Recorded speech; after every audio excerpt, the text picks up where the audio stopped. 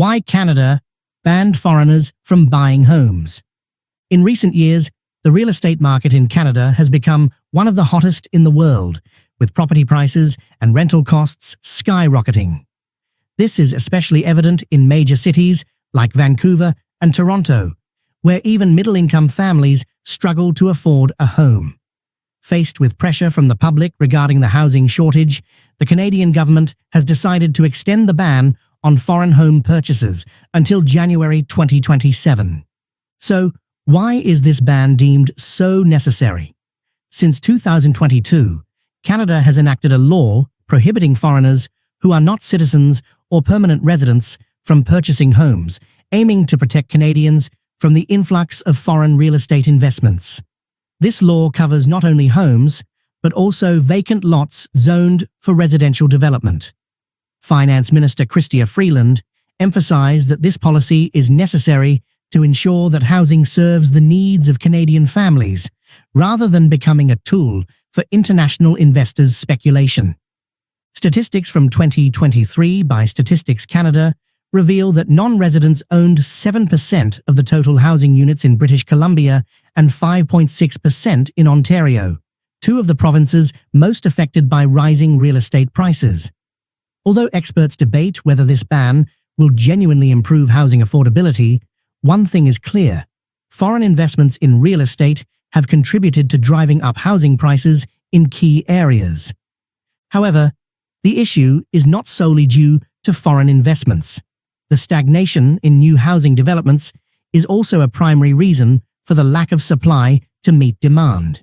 Some housing developers have opposed the ban, arguing that it creates barriers to attracting international capital for rental housing projects.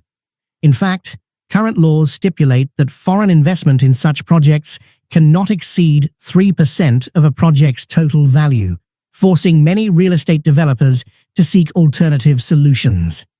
The Canadian government hopes that extending the ban on foreign home purchases will help reduce domestic real estate demand, especially in heavily pressured areas like Vancouver and Toronto. The goal is to help ordinary Canadians who simply want a place to call home, without having to compete with international investors seeking to profit from homes to be turned into rental properties, Airbnb units, or simply held as long-term investments. However, this issue is not unique to Canada. Economies worldwide are grappling with rising property prices far beyond the reach of local citizens. This challenge not only makes it difficult for people to live in cities where they grew up, but also has long-term negative effects on economic and social development. When housing prices outpace average incomes, it can delay family formation, reduce workforce participation, and even push residents out of key production areas in search of more affordable living conditions. For this reason, many other countries are closely watching Canada's move to see if this ban on foreign real estate investment can successfully lower housing prices, or if it's merely a political move in the face of a housing crisis. Some economists argue that this step may have come too late and isn't strong enough to create a significant shift in a market already impacted by rising interest rates and fears of an economic downturn. So, will Canada's ban on foreign home purchases actually reduce domestic property prices? This is a crucial question because real estate is not just a personal investment, but also a significant part of a nation's economic structure. A house is often the largest purchase an individual will make in their lifetime, and most of these transactions are financed through debt. Real estate transactions are also a substantial revenue source for the government through property taxes and real estate sales taxes. Foreign investment, particularly in real estate, draws attention because it is one of the ways capital flows in and out of an economy. While the rate of foreign real estate investment in Canada isn't extremely high, its psychological impact on the market remains significant, especially when international investors tend to focus on high-potential areas like Vancouver and Toronto. But the most important question here is, will this ban be enough to resolve the housing crisis? While the government's goal is to reduce pressure on domestic home buyers, many real estate developers argue that the ban may create barriers to building new housing projects, particularly rental properties, due to restrictions on international capital. Moreover, the future of the ban, after it expires in 2027, is also worth considering. Will the Canadian government extend the ban, or will it explore other solutions to control the housing market? If the ban is not extended, Canada's housing market could once again face a surge in international capital, leading to renewed pressure on home prices and supply. When people spend a significant portion of their income on rent or mortgage payments, they have less money for other expenses. This directly affects the economy because local businesses, such as restaurants, gyms, and entertainment venues, are often the first to be cut from household budgets. This could result in reduced revenue for these businesses, potentially forcing them to close or lay off employees. It's not just individuals who are impacted, but businesses as well. Commercial property prices rise alongside housing prices since both markets operate within the same ecosystem. As the cost of leasing space increases, businesses have to raise prices on products and services to compensate or cut costs, such as wages. As a result, lower wages make it difficult for workers to live near their jobs, forcing them to move farther away, which in turn creates challenges for retaining and attracting talent. This situation worsened during the COVID-19 pandemic. Lockdowns and travel restrictions severely impacted businesses, while real estate costs soared. Many businesses only survived thanks to government support packages, while others were forced to close. Those that remained had to increase prices or cut costs, starting with layoffs. As a result, the negative effects of the real estate market have spread throughout the entire economy. Another factor contributing to soaring housing prices is the rise of short-term rental platforms like Airbnb and the migration of remote workers with higher incomes to areas with lower living costs. These individuals can afford to pay more to buy or rent homes, displacing local residents. This is particularly evident in major tourist cities, where housing prices are no longer determined by the incomes of local residents, but by the spending power of tourists or foreigners. The consequence is that businesses catering to local residents, like grocery stores and supermarkets, are replaced by businesses serving tourists, leading to deep social and economic changes in these areas. The lack of essential services makes it even more difficult for local residents to continue living in the places they have long called home. High housing prices not only complicate people's lives, but also complicate macroeconomic policy. In many countries, mortgage interest rates fluctuate when central banks adjust interest rates to control inflation. However, when housing prices are excessively high and many people have large loans to buy homes, raising interest rates can trigger an economic crisis.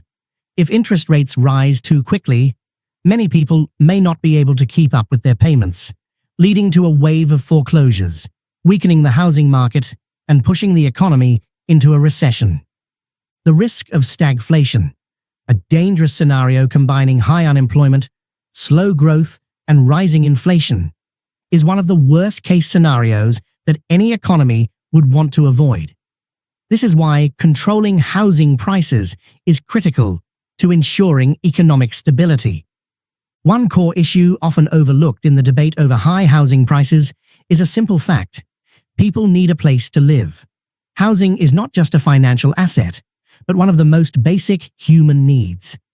Economies exist to improve people's quality of life, and in a wealthy country like Canada, it's hard to call the economy successful if its citizens cannot afford to buy a home. Therefore, keeping housing prices affordable is crucial to ensuring the economy works efficiently and benefits all citizens. However, there is also a strong argument that the government should not intervene too heavily in the market.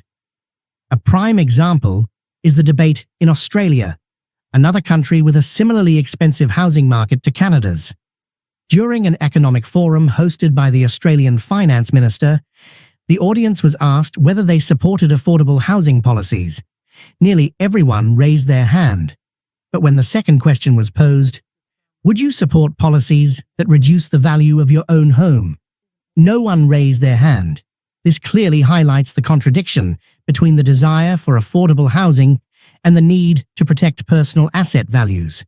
This isn't unreasonable. People are taught that buying a home is a smart financial decision and an important step toward achieving long-term goals like retirement.